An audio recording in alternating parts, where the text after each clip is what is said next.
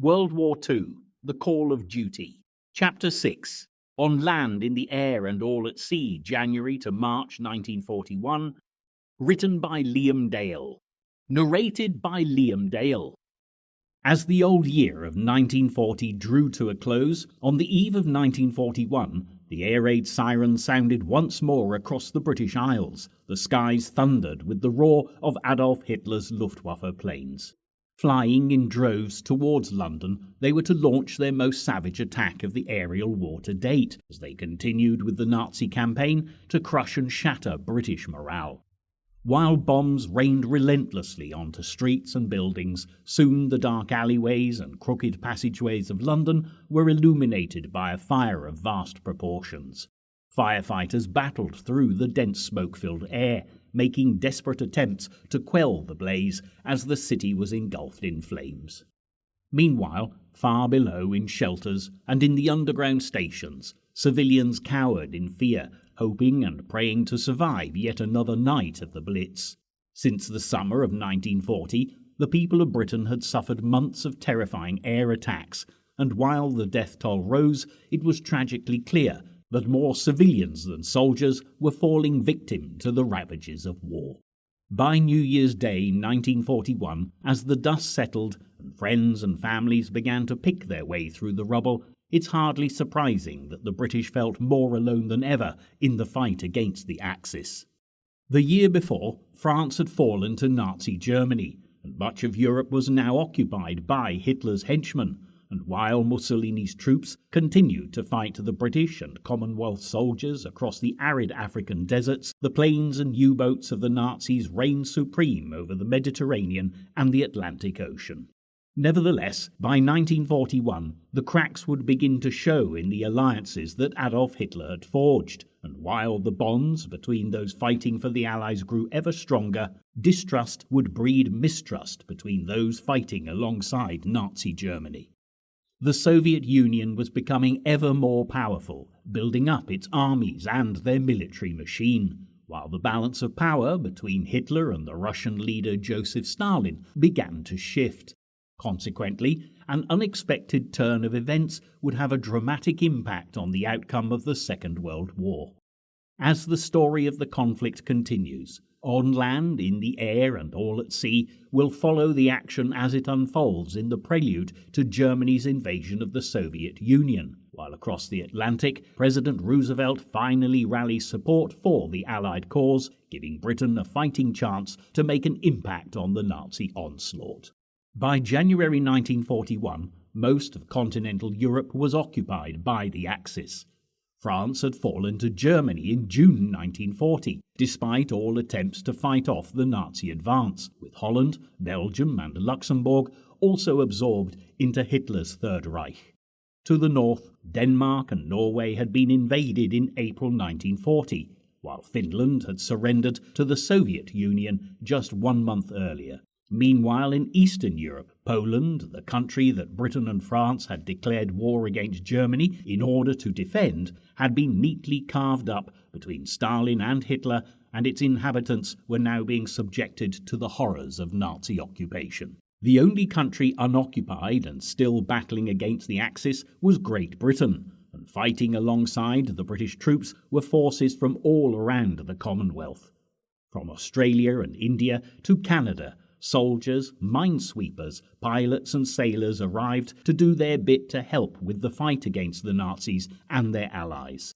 People had also flooded into Britain from countries occupied by Hitler's axis of evil. Polish pilots had played a vital part in helping with the fight against the Luftwaffe in the Battle of Britain in the summer of 1940, and Polish cryptographers had been providing crucial information to those working to break the Enigma codes at Bletchley Park. Further afield, those still living in occupied countries were forming resistance groups, sabotaging Nazi communications and gathering followers to continue fighting in small pockets around Europe. But even with support being mustered around the globe to fight Hitler and his allies, the British Prime Minister was wary that vital supplies and resources were running low. The Battle of Britain had taken its toll, with many planes lost in the fighting and many air bases and factories had been damaged by the Nazi attacks. There'd also been significant losses of men and precious equipment in the spring of 1940 during the campaign to rescue the BEF and other Allied troops from the French beaches of Dunkirk. The war effort in Britain quickly gathered pace as people were working around the clock to reach production targets in the factories to manufacture desperately needed war supplies. This would be key if there was to be any hope of victory against Nazi Germany, and Winston Churchill now laid all his hopes on aid from America. The British Prime Minister had for some time been forging a strong relationship with the US President, and while the Luftwaffe and the RAF had been battling it out over Britain, Franklin D. Roosevelt had made a symbolic gesture by providing aid to the Allied cause in September 1940. In exchange for territory on British colonies where land or naval bases could be established, American destroyers were transferred to the Royal Navy. Despite America's neutral status, Churchill was delighted, seeing the move as a decidedly unneutral act, and in his opinion, the Destroyers for Bases agreement marked the beginning of the Anglo-American alliance in World War II. In America, however, the general public were not wholeheartedly behind their president, and people were reluctant to back any plans that might result in their sons, brothers, and husbands being sent into battle in Europe. Many were still haunted by memories of the First World War, where hundreds of thousands of American lives had been lost on the battlefields of France and out at sea. When the British went to war against Germany in 1914, few Americans had been willing to join the conflict. It took the threat of German naval attacks on US shipping and the tragic sinking of the Lusitania in 1915 to help sway the public mood in favor of intervention. Over 2 decades later, Adolf Hitler was all too aware of the danger of drawing America into war, and avoiding the mistakes of his predecessors, he was taking great care not to aggravate the neutral nation. But while almost half the population of America were determined to stay out of the European war, peacetime conscription was already drafting many men into the military, and fears began to grow that their boys would soon be sent overseas. President Roosevelt was swift to assure the Americans that this was not the case, declaring that the people of Europe who are defending themselves do not ask us to do their fighting. They ask us for the implements of war.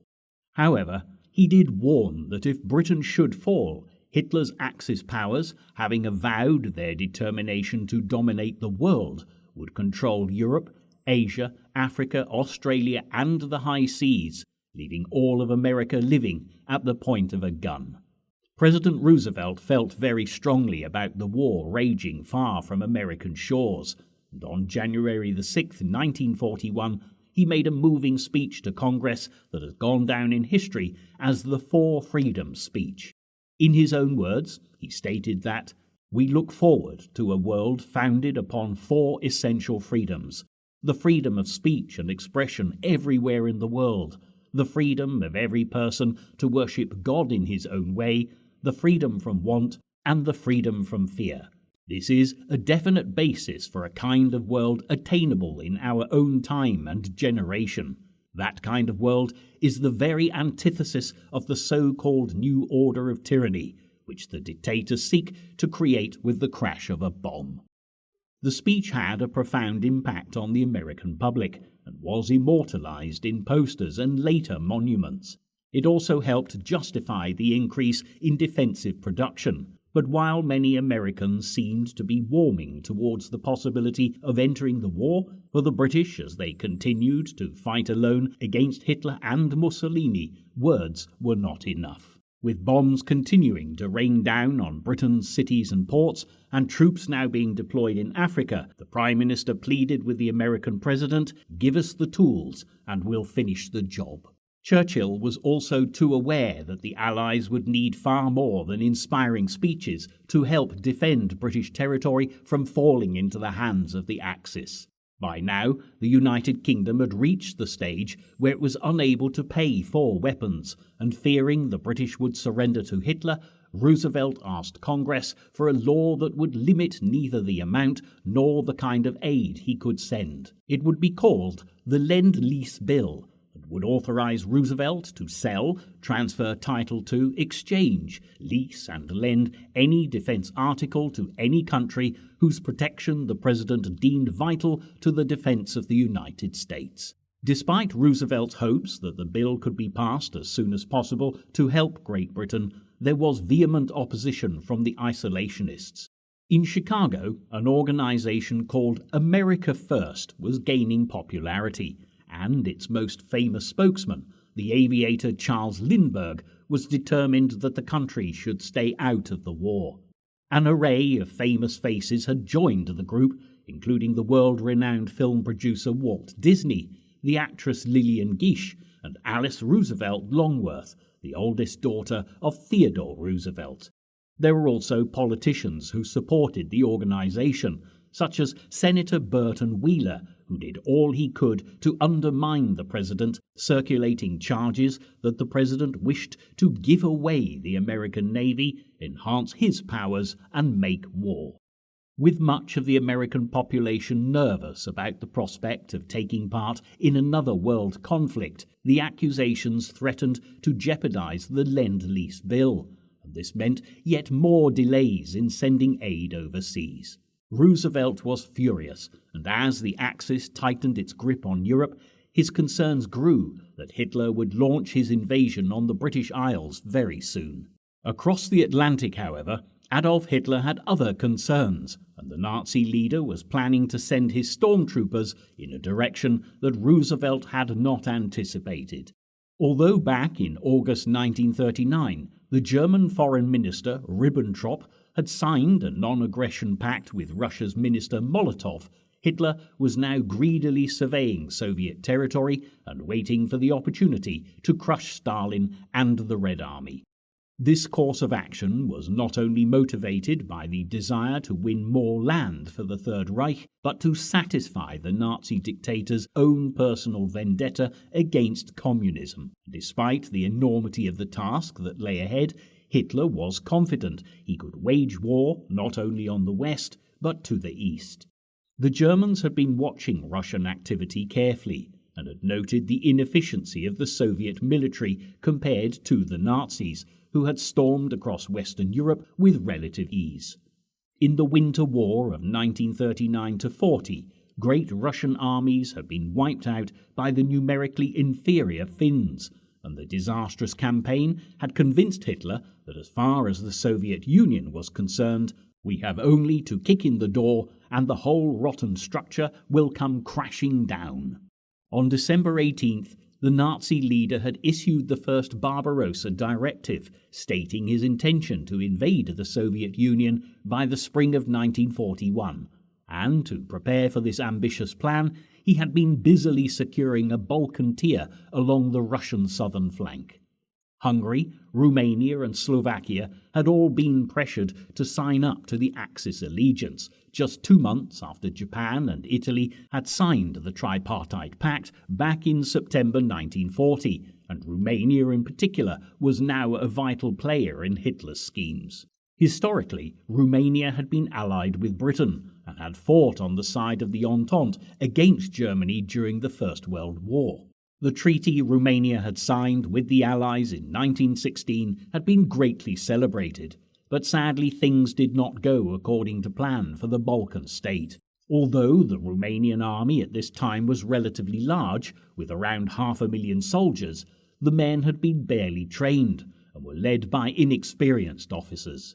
By May 1918, with 250,000 soldiers dead or imprisoned, Romania was forced to sign the Treaty of Bucharest with the Central Powers, and the millions of tons of grain, as well as the oil the country was forced to provide, would keep Germany in the war and the Entente battling for victory until the end of 1918. It was Romania's oil that was of special interest to Hitler, as well as the country's great strategic value, positioned on the southern border of the Soviet Union. Hitler was also confident of Romania's allegiance to the Axis. In September 1940, the King of Romania, Carol II, had been overthrown by the pro-German, anti-Bolshevik regime of Prime Minister Marshal Ion Antonescu, who readily signed the Tripartite Pact on November the 23rd. German troops soon began swarming into the area, and the country would now become a valuable base for Hitler, while the Romanian dictator became one of Hitler's greatest allies. While the Nazis quietly and carefully strengthened their control of the Balkans, the Russian Foreign Minister Molotov was troubled by Germany's failure to uphold its end of the treaty made in 1939. When Russia had exported oil, grain and raw materials to Germany as promised, Germany had only sent modern machinery and weapons to Moscow sporadically. Hostility was building, but while Molotov asked many awkward questions, Hitler managed to detract attention away from the ambitious Barbarossa scheme, and he convinced the Russians that the Nazi troops were being moved into Romania to keep them out of British air range. Distracting the Soviet Union would soon appear to be the least of Hitler's worries, however. The activities of his Italian ally Benito Mussolini threatened to undermine the plans for a spring offensive to the east and would eventually delay the attack for several months. Mussolini had grown jealous of his partner's success as Nazi troops seized territory from Poland to Norway, and when he heard that the Germans had occupied Romanian oil fields, he was furious. To Mussolini, this was an encroachment on southeastern Europe, an area Italy claimed as its exclusive sphere of influence.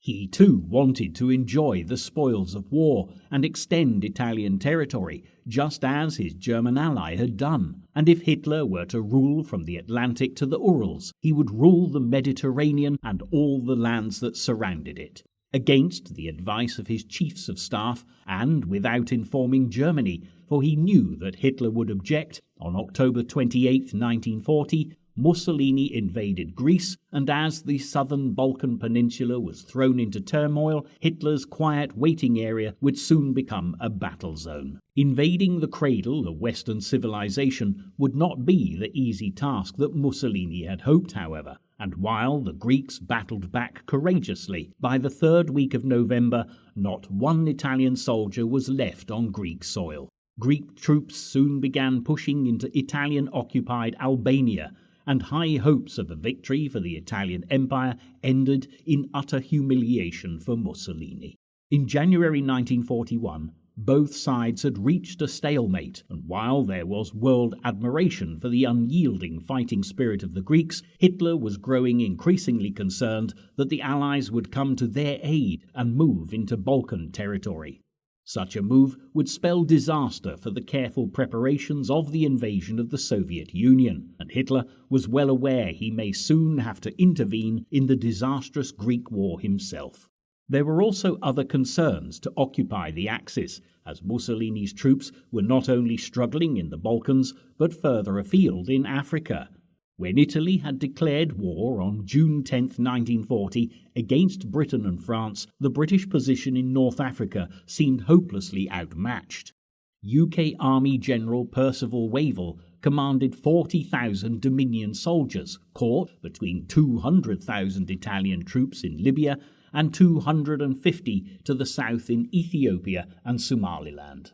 The Axis hoped that with a successful campaign in North Africa, they could strike north to the oil of the Middle East, cutting off the rich oil fields from the Allies and increasing oil supplies for their own war machine. But when Marshal Rodolfo Graziani, on the Axis leader's orders, invaded Egypt in September 1940, the tides of war swiftly turned. Despite battles on the home front, Churchill had bravely sent troops to defend Egypt, and on December the 9th, 30,000 troops under Army General Richard O'Connor were sent to reclaim Sidi Barrani, 65 miles inside Egypt's border with Libya. By December 15th, the Italian troops had been completely pushed back out of the country, and by 1941, the enterprising O'Connor turned the large-scale raid into a full-scale invasion of Libya. While the Allies hoped that control of North Africa would be a step towards a second front against the Axis powers in Europe, Hitler and his generals had turned their attention to the Mediterranean Sea. The campaign in North Africa depended on supplies arriving across the Mediterranean, and if the Axis succeeded in blocking off these supply routes, it would be disastrous for the Allies. The Axis already controlled most of the ports along the North African coast. After the fall of France, they'd seized Morocco, Oran in Algeria, Tunis in Tunisia, and as yet the Italians still had control of Tripoli and Benghazi in Libya. All that was left to the Allies was the Suez Canal in Egypt and the precious islands of Gibraltar and Malta, which were of vital importance in ensuring Allied success. The Axis were well aware of their strategic importance, but Hitler had had many problems wrenching the islands from the Allied grip. He relied on the Spanish dictator Franco to provide the land from where he could launch his attack, and while Franco remained unwilling to take sides in the war, for the time being, Gibraltar remained in British hands. Malta was even more crucial to the North African campaign, as it not only provided a useful stopping post for Allied convoys on their way from Britain, but the island's position between Sicily and North Africa was perfect to make attacks on Axis supply convoys destined for Africa. According to Churchill, Malta was the unsinkable aircraft carrier, and while German U-boats continued to attack British ships crossing the Atlantic Ocean, in the Mediterranean the roles were reversed, as Allied ships and aircraft based on Malta were able to bombard the Italian convoys supplying the army in North Africa.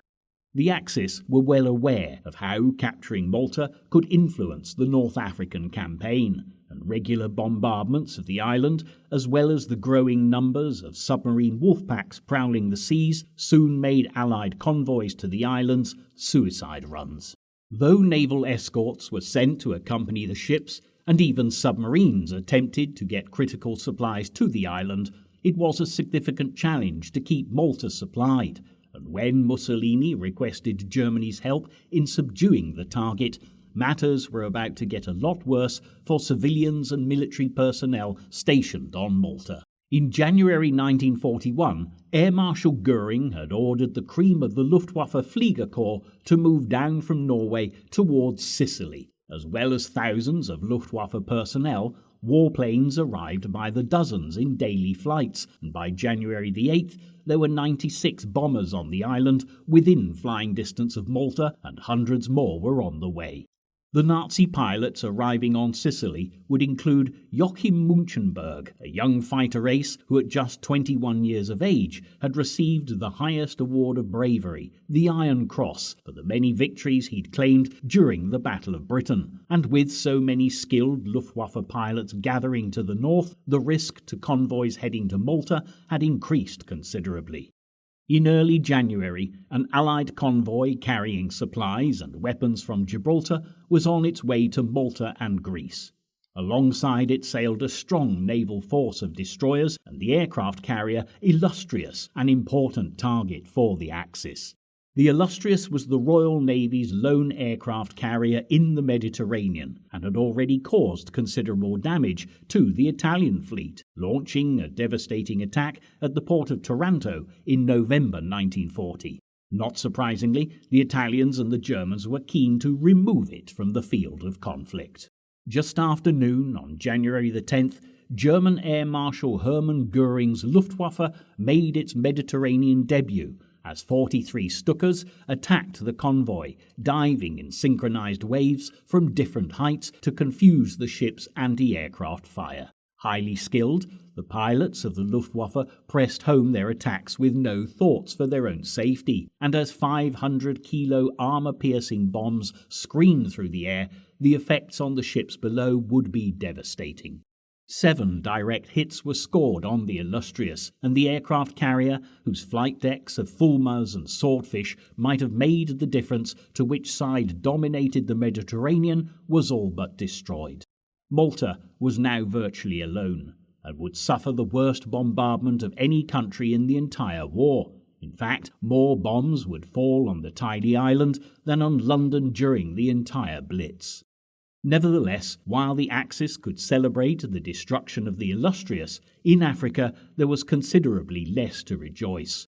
O'Connor was still plunging further into enemy territory, now heading for the port of Tobruk, and the Italians were swiftly losing ground in the north. Meanwhile, in East Africa, there was a British counter-offensive attacking Italian-held Eritrea from the Sudan. Mussolini's dreams of a new empire were disappearing rapidly, and on January 18, 1941, he departed for Germany, dark-faced and nervous, to meet Hitler at his Burghof residence. In the beautiful surroundings of the Bavarian Alps, the two dictators had much to discuss. But while Mussolini was visibly concerned over the deteriorating situation in Africa, Adolf Hitler was adamant that the Italians keep fighting and hold their ground. Above all, the Nazi Führer feared that if the Allies defeated the Italian forces in Africa, the British troops would be free to make mischief elsewhere, and Greece, dangerously close to his precious Romanian oil fields, would be their next port of call. Tripoli could not fall, he told Mussolini, and as soon as possible he would send reinforcements from Germany to help defend Libya against O'Connor's advancing troops. But even as the Axis leaders discussed military strategies, British troops were building up forces around Tobruk on the morning of January the 21st, and under cover of darkness, a fierce assault was launched, and soon O'Connor's battalions had breached the line of defence. Hurling grenades and using tank and artillery fire, the British troops battered the Italian platoons fighting to defend the city. Within 24 hours, however, the city had been captured, and despite the insistence of Mussolini that surrender was not to be considered, the Italian troops had no choice but to lay down their arms. As the Western Desert Campaign continued, it seemed there was no stopping O'Connor's advance. By January 30th, the Allies had seized Derna, 100 miles to the west of Tobruk. Then, by February the 7th, the retreating Italian 10th Army was cut off and destroyed during the Battle of Baidafom.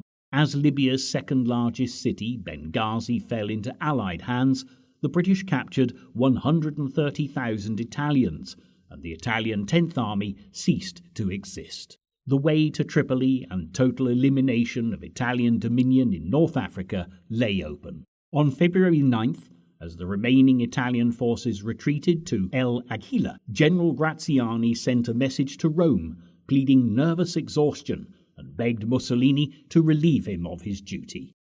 10 days later, he departed for Italy, while the Allies were left to celebrate their achievements.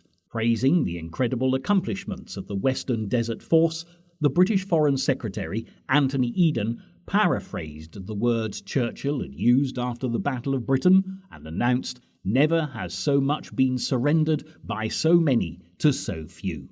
In 2 months, O'Connor, who would be knighted for his achievements, had led his troops over 800 miles, destroying an entire Italian army of 10 divisions, and had lost only 500 men. Though the Western Desert Campaign had been a great success, back in Britain the political situation was delicate, and Churchill had much to consider while Mussolini's war against Greece continued.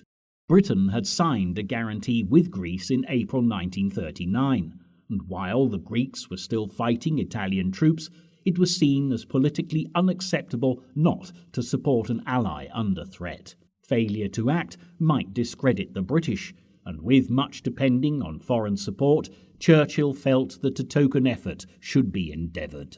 He agreed with Wavell, commander of the British troops in the Middle East, to move a significant proportion of O'Connor's 13th Corps from Libya to Greece in the southern Balkan Peninsula. Wavell had been reluctant to prejudice the campaign in North Africa, but with the majority of Graziani's forces captured, he felt it was now safe to transfer some of the men.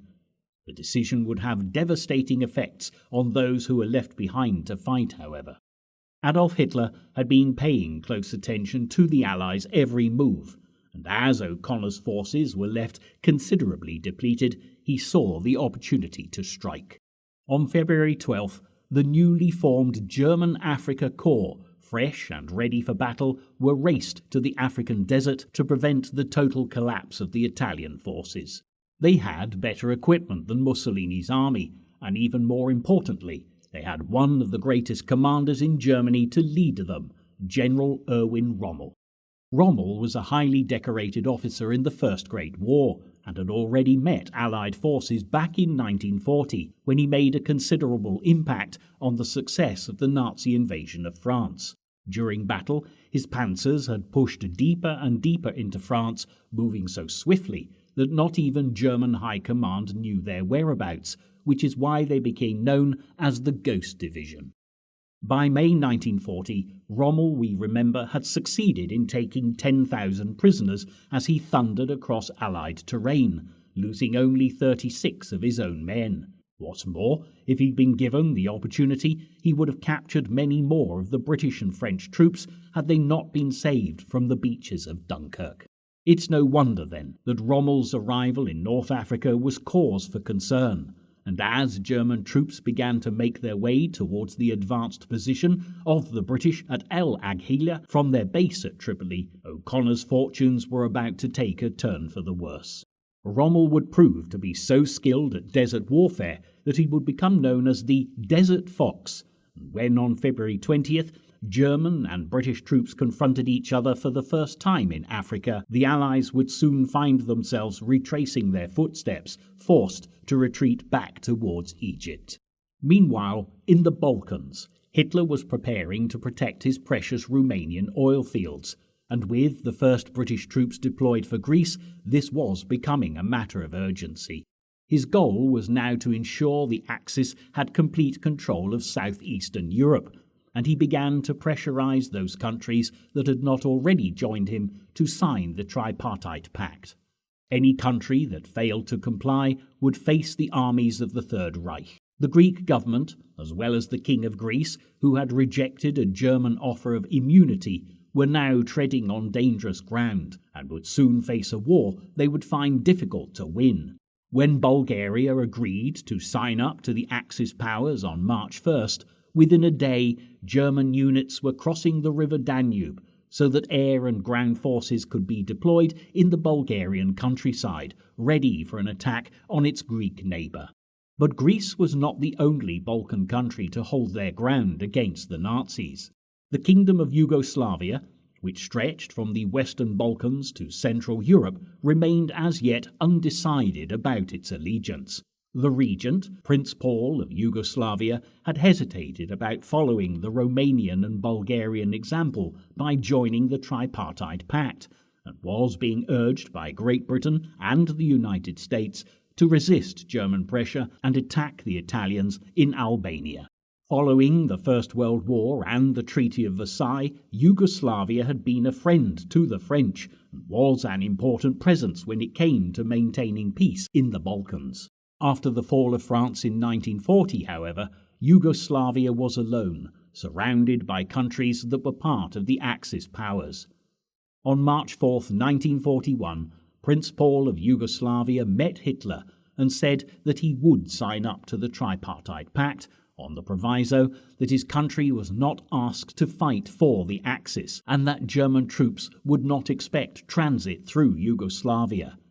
Negotiations were destined to continue for weeks, but in the meantime, Yugoslavia's future looked uncertain. As the Axis cast their shadows across Europe and beyond, Adolf Hitler, as well as keeping the pressure on the Balkan states, was also staying in close contact with his Japanese allies.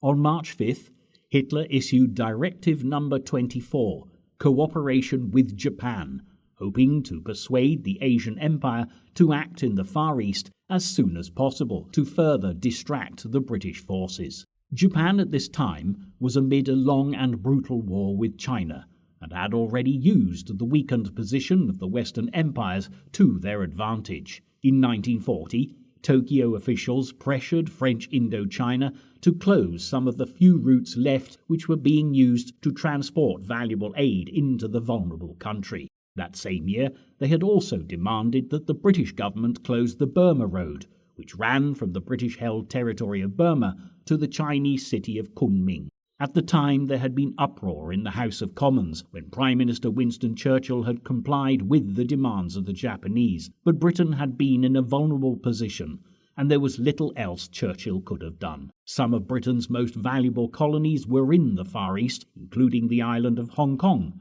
along with Singapore, which was considered by many to be the Gibraltar of the East. There was also Malaya to the north of Singapore, which was an important source of rubber, and of course Burma itself, with the valuable port of Rangoon.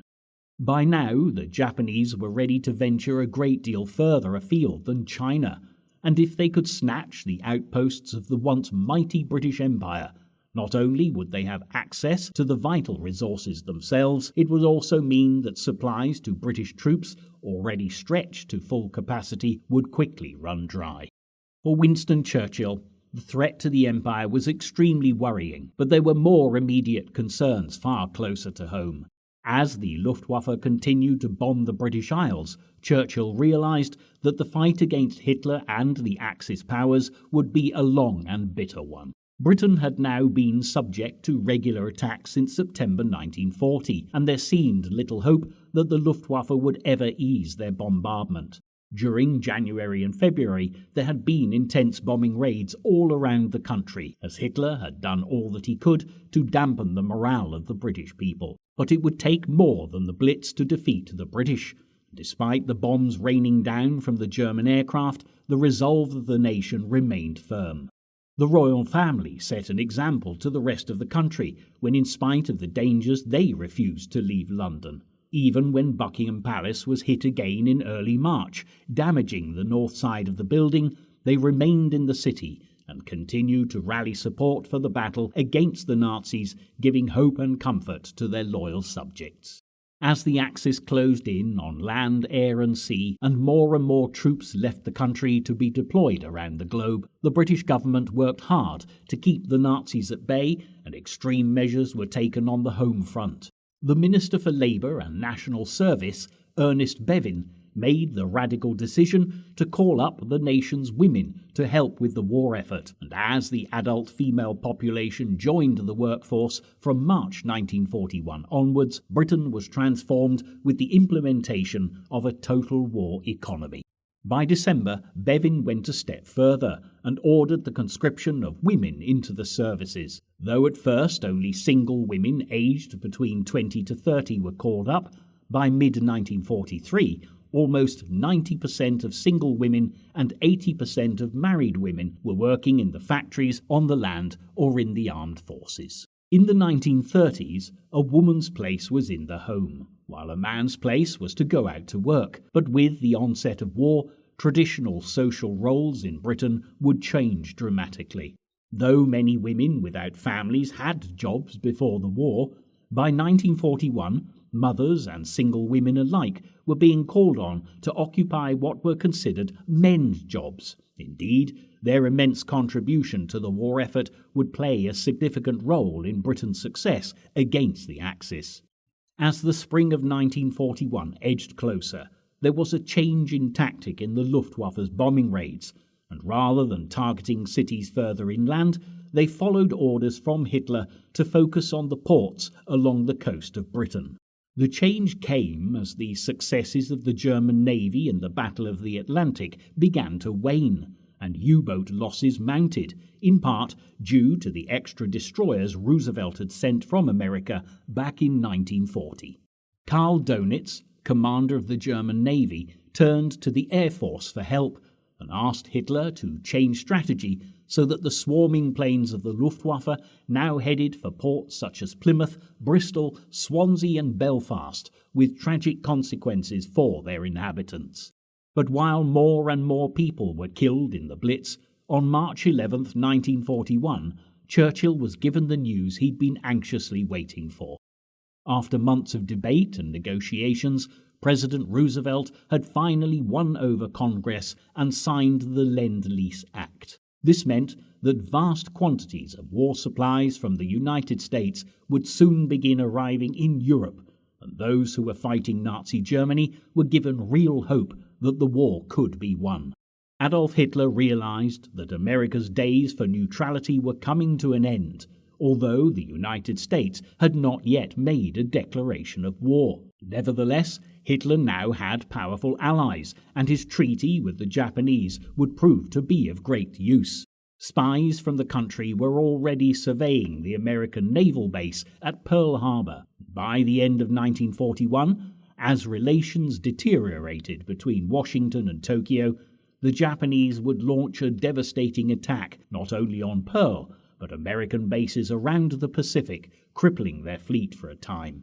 In March 1941, however, Hitler had little time to contemplate the threat of the American intervention, with decidedly more pressing matters to attend to in the Balkans. While mechanized German fighter forces were flooding into Bulgaria in preparation for the invasion of Greece, Hitler still awaited confirmation that Yugoslavia would side with the Nazis. The country's allegiance to Germany was crucial to Nazi success in the Balkans, as attacking Greece across the 25-mile-wide Bulgarian frontier would be a daunting task. On the other hand, if the Nazis were able to attack through Yugoslavia's Vardar River Valley as well, they would have more chance of success against Greek resistance. On March 25th, the regent Prince Paul finally signed up to the Tripartite Pact, but there were thousands of Yugoslavs, including government and military officials, who were fervently anti-Nazi, and the nation was anything but behind him. On March 27th, a coup overthrew the pro-Axis government, and Prince Paul was replaced by 17-year-old King Peter II, who was godson to the British King and Queen. It was a bold act, but would bring a terrible fate to the Kingdom of Yugoslavia, and Hitler, barely able to believe the news, furiously announced, "Yugoslavia will be annihilated, for she has just renounced publicly the policy of understanding with the Axis." As the Nazi Führer now made the decision to go to war with not only Greece but also Yugoslavia, refugees from Belgium, Holland, Poland and Czechoslovakia, who had escaped into the country while the Axis swept across Europe, now began to flee back across Yugoslav borders. On the dawn of April the 6th, the Kingdom of Yugoslavia's worst fears were realized, as the planes of the Luftwaffe were loaded with bombs and set off to begin their intense bombardment of the capital, Belgrade. Thousands of people would be killed in what Hitler referred to as Operation Punishment, and meanwhile, to the south, as the German army thundered across the Greek border, Greece would be defeated within weeks. As the Balkans were engulfed in turmoil far away to the north, the Soviet leader Joseph Stalin was keeping a close eye on affairs. He'd already been informed by foreign diplomats that Adolf Hitler was planning to invade Russia, but could not believe the Nazis would attempt to wage a war on the vast Red Army while still occupied with battles elsewhere. Nevertheless, by early summer of 1941, Hitler's troops would be ready for the war against communism, and the Second World War would be taken in an entirely new direction as allegiances changed and the Soviet Union joined forces with the Allies. For Hitler, the delay caused by the conflict in Greece and Yugoslavia would have dire consequences for Operation Barbarossa, and when the icy winds of the Russian winter took hold, the tides of victory would begin to turn in the Allies' favour at last.